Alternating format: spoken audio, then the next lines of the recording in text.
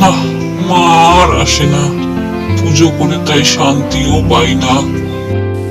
অধরা, তুই জানতে চাস না আমি কেন মরতে আর আসতে চাই না?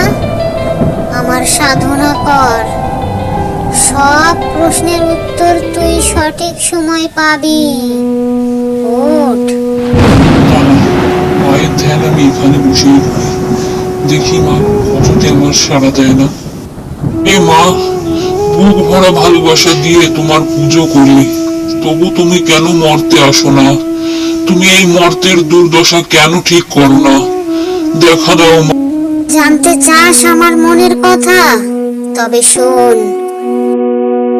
বাপের বাড়ি আসতে আমার আর ভালো লাগে না।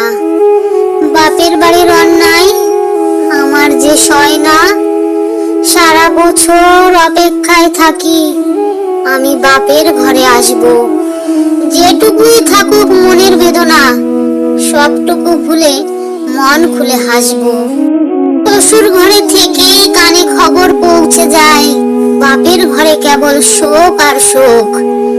সহস্র অশ্রু রাস্তায় পড়ে, ঘর ছাড়া আমার হাজার হাজার বাপের বাড়ির লোক। বছর শেষে 5টা দিন বাপের ঘরে যেই রাখি পা, চরণ তলে শুধুই অভিযোগ, অশ্রু বাড়ি আমারও ঝরে, আমিও তো মা। এত যন্ত্রণা সয় না, এত কান্না নয়ন আর দেখতে চাই না। আমার মূর্তির করিস পূজা, আমি আর বাপের ঘরে যাব না।